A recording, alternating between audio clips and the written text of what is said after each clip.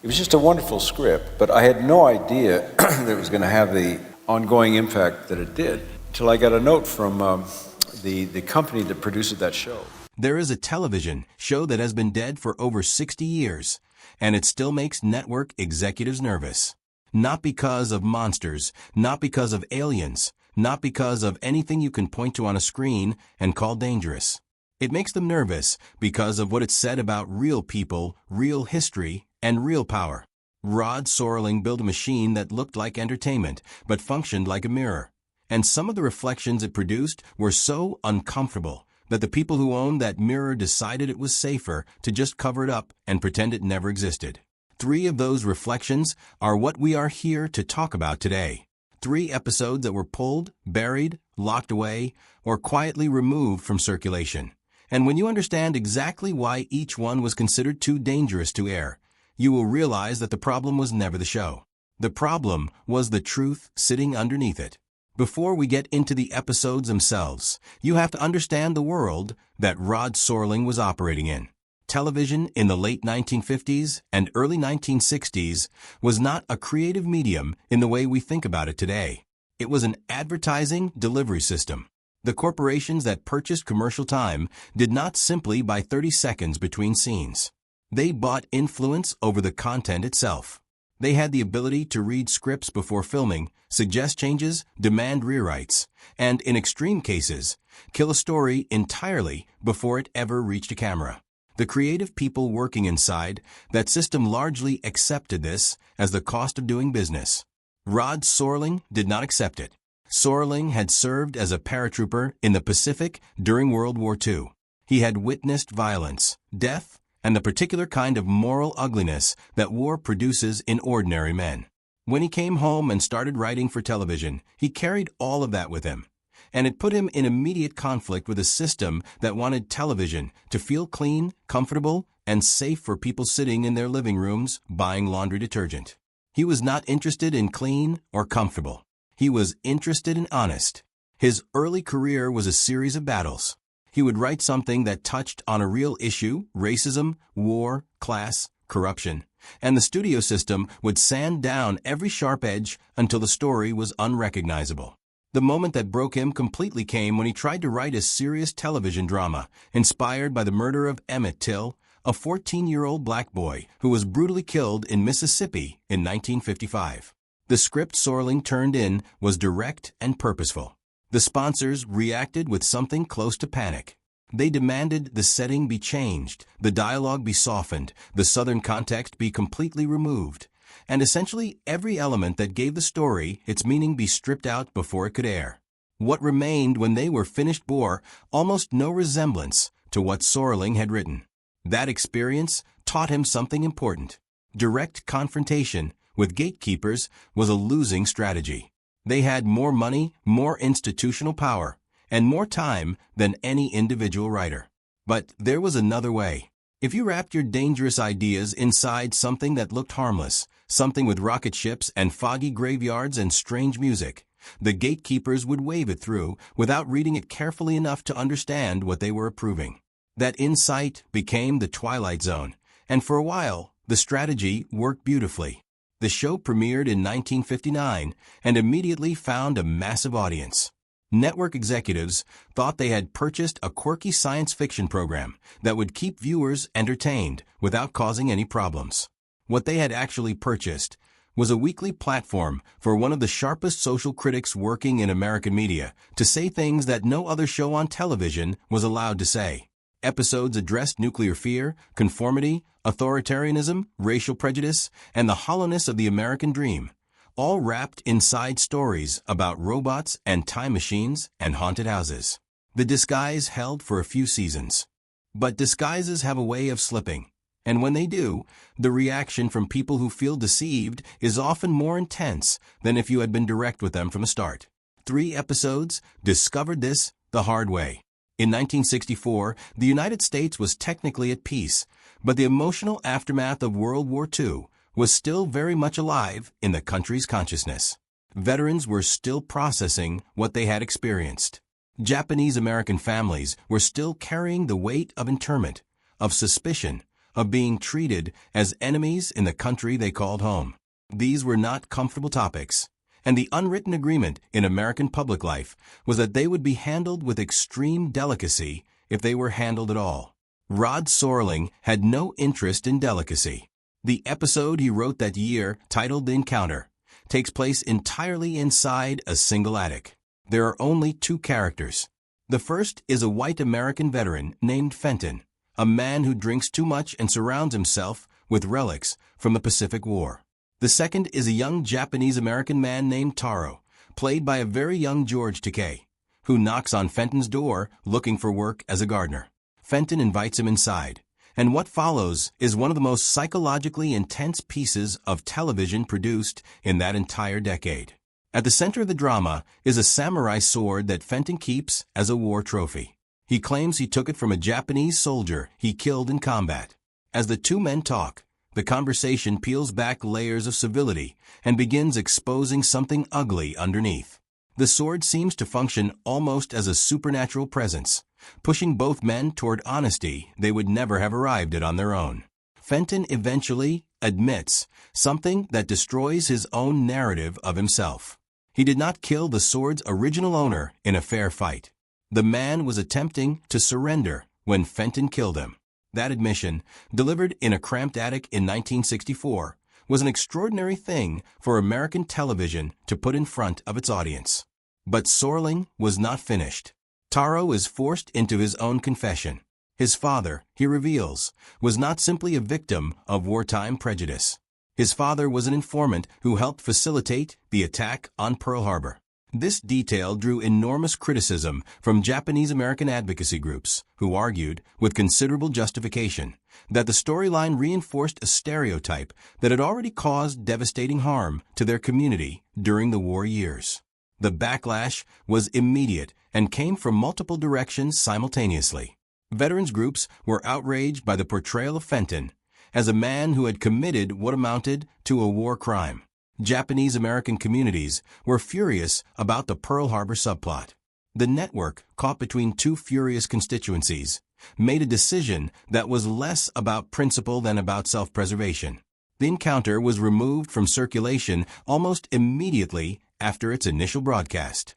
For the next 5 decades, it did not appear in syndication packages, was not released for home viewing, and was essentially treated as if it had never been produced. People who had seen it when it first aired described it to people who had not, and those descriptions sounded so extreme that some listeners assumed they were exaggerated or misremembered. The episode passed into legend. What makes this story particularly interesting is the question of whether the network's decision was the right one, even if it was made for the wrong reasons. The episode does contain elements that are genuinely problematic by any reasonable standard.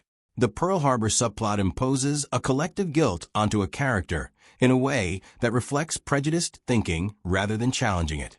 Serling was working against the prejudices of his era while simultaneously, in this one instance, reproducing one of them. The conversation that needed to happen about this episode was exactly the kind of conversation that mid-century American television was structurally incapable of hosting. So, instead of that conversation, there was silence.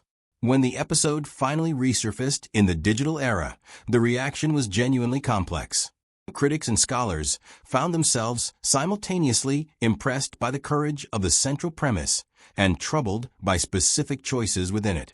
That complexity is itself a kind of tribute to Serling. He was not producing simple morality plays. He was wrestling with the messiest parts of human history, and sometimes the wrestling produced imperfect results. The imperfection is part of the historical record, and the historical record deserves to be seen. Not every suppressed episode carries the weight of historical trauma. Some disappear for reasons that are almost mundane in comparison, and yet the loss is no less real. The Miniature is one of the finest episodes The Twilight Zone ever produced, and it spent 20 years locked away not because of anything it said about race or war or politics, but because of a dispute over paperwork and creative ownership. The episode features a young Robert Duvall, years before he became one of the most celebrated actors in American film, in a role that showcases exactly the kind of raw, internal intensity he would later become famous for. His character is a man named Charlie, and Charlie is the kind of person that the world of the early 1960s had no real vocabulary for. He is profoundly socially isolated. He cannot connect with his coworkers, cannot satisfy his mother's expectations, cannot navigate the ordinary demands of professional and personal life. In the language of that era, he would simply have been called odd or troubled. Today, we might recognize the portrait Sorling painted with considerably more nuance. Charlie discovers a detailed Victorian dollhouse on display at a local museum, and inside that dollhouse, he begins to see something that no one else can see.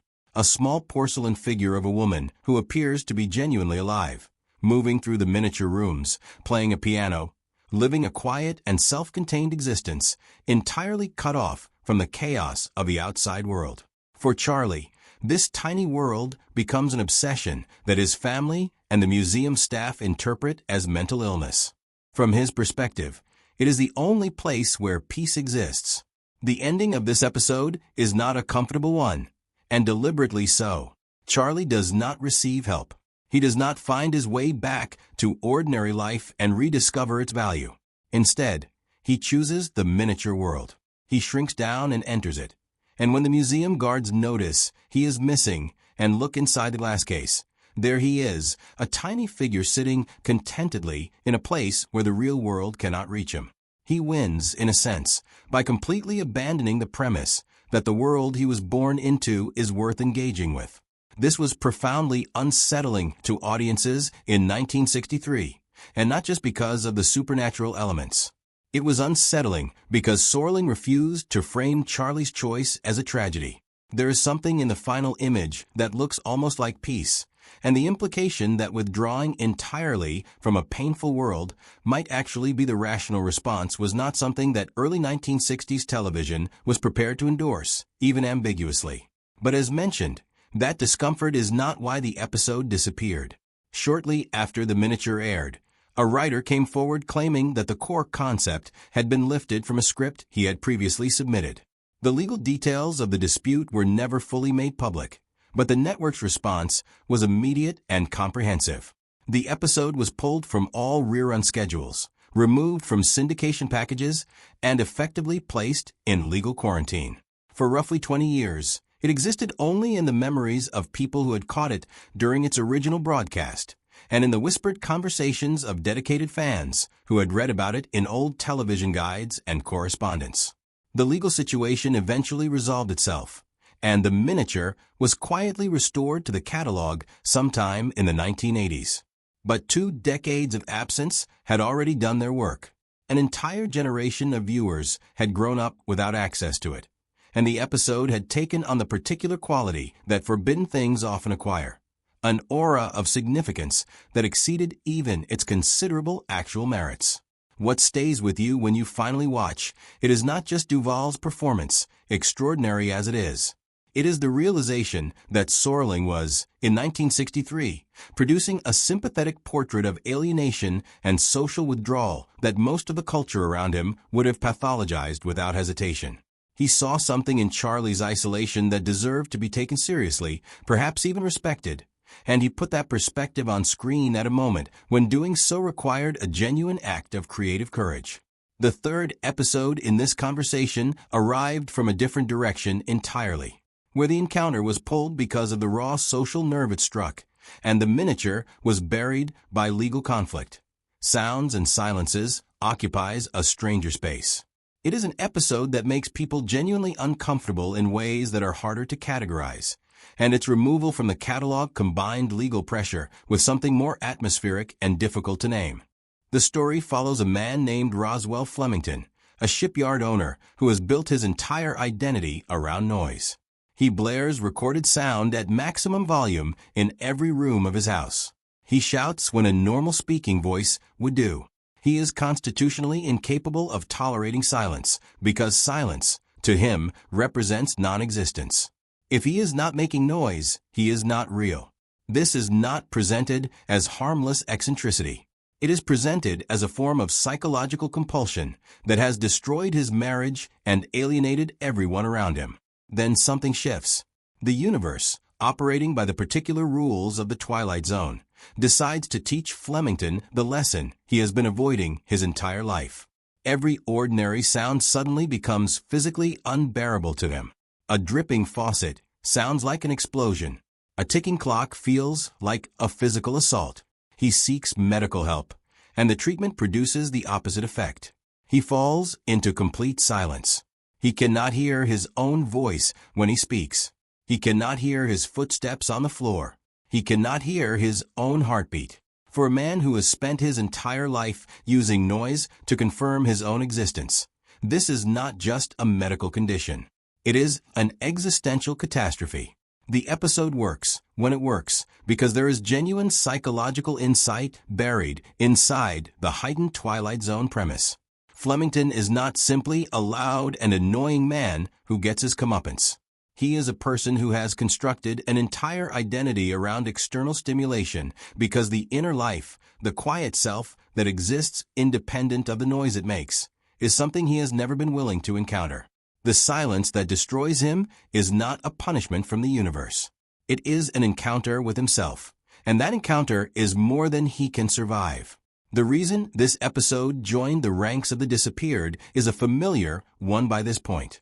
Following its broadcast, a writer came forward asserting that the central concept had been used without proper credit or compensation.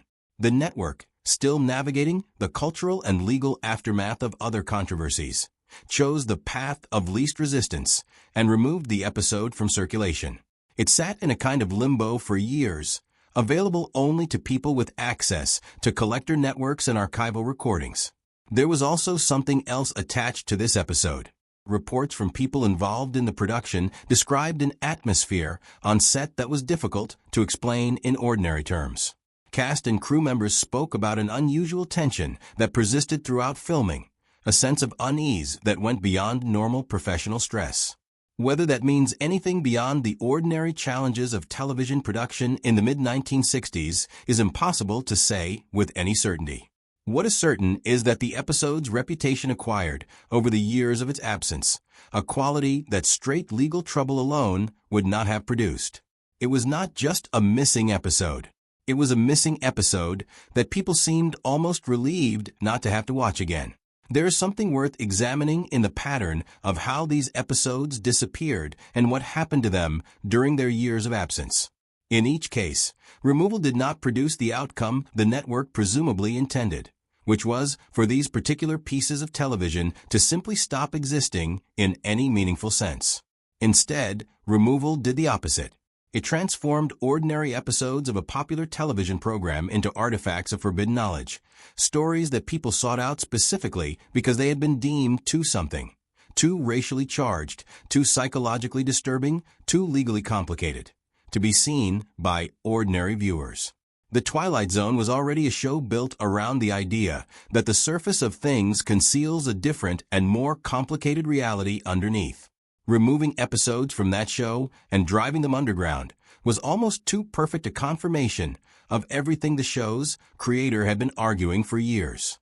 Rod Serling spent his career insisting that the comfortable version of reality presented by mainstream media was a managed illusion, and the network's decision to erase inconvenient content from the historical record was the managed illusion confirming itself in real time.